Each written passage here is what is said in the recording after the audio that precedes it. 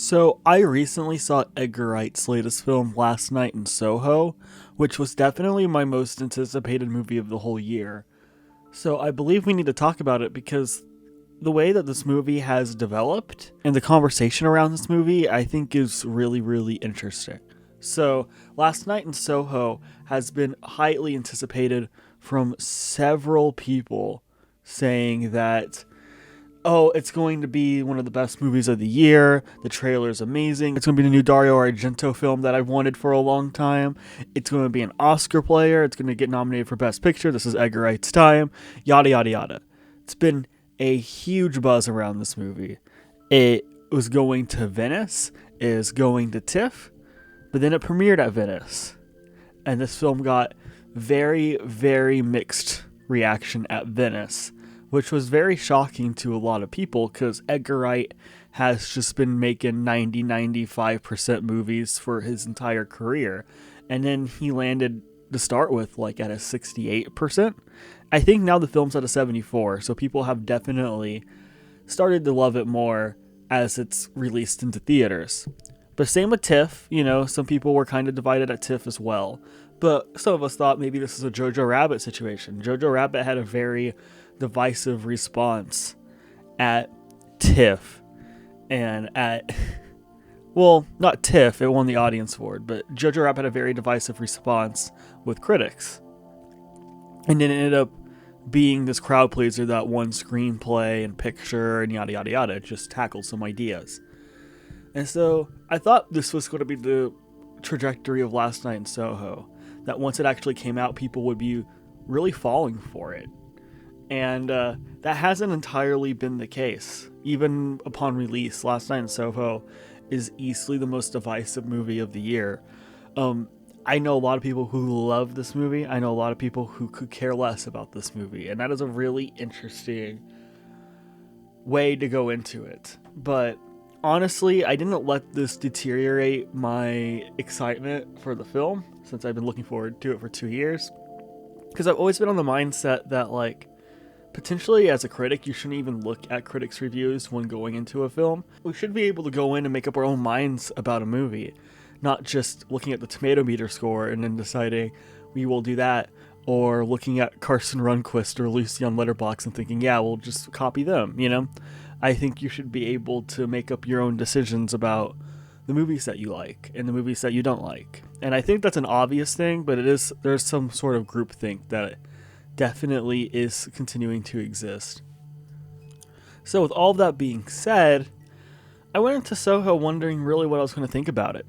If I thought it would be top tier Edgar Wright, if I thought it would be his worst film, but still great. I had a feeling that I would still really like this one.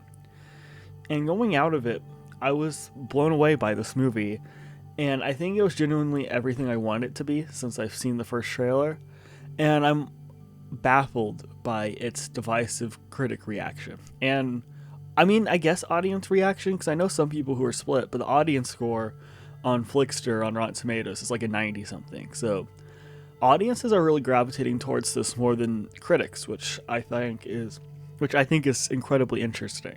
But I'm just saying here right now, in about 20 years, when this becomes the next Big Lebowski cult movie that's cool to have a poster of in your dorm room, don't come crying to me when I told you that this was going to happen.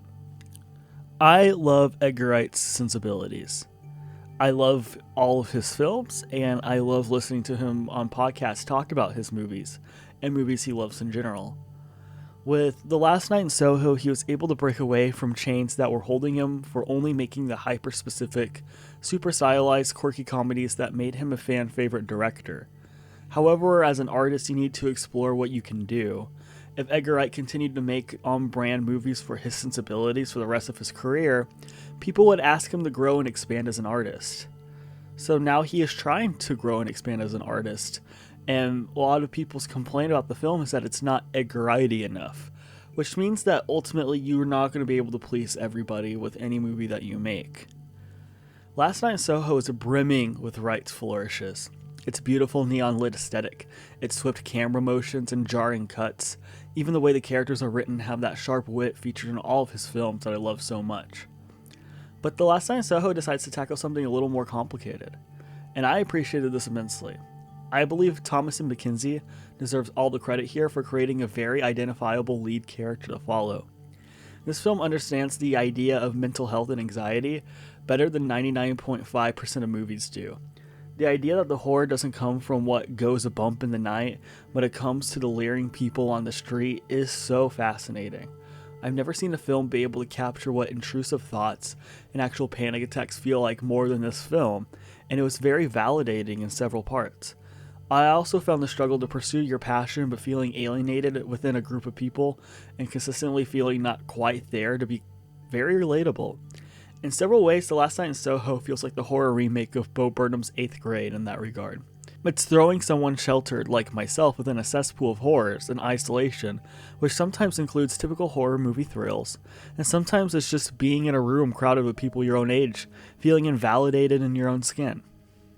Then there's the glamorizing of the past aspect of the film. I've always thought, man, maybe things would be simpler for me if I was in college 20 years ago. But ultimately, the world has always been a mess, and it was just easier to keep it covered up before.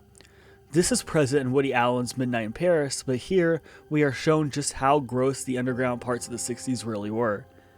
When we are shown the 60s for the first time, it's a sweeping shot of a theater playing a James Bond movie, and it looks like it's looming over everything. It's so large and stunning, and it's breathtaking. We are then introduced to Sandy, played by Anya Taylor-Joy, who dances in a stunning in her own way.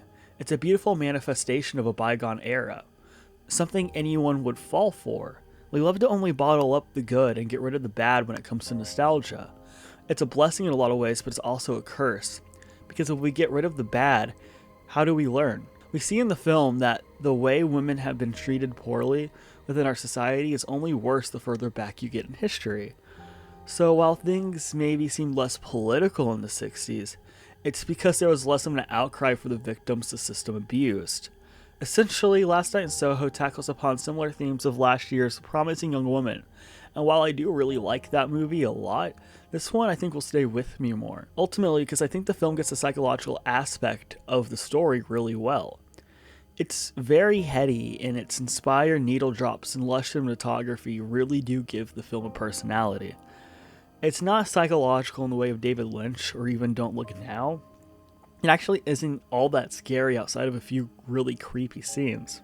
The true terror comes from the constant state of panic and uncertainty that Ellie has to live with and how she tries to reconcile with that panic and fails for the most part. Yet it feels so validating. The whole movie has a weird sense of catharsis to me, and I'm not sure if anyone else will feel similarly. Like, I had a blast watching it, had a smile on my face for the majority of the film, but I honestly found the film profoundly moving and touching and even sad. I do understand why some people will be mixed on the ending, because it is a whole lot of camp.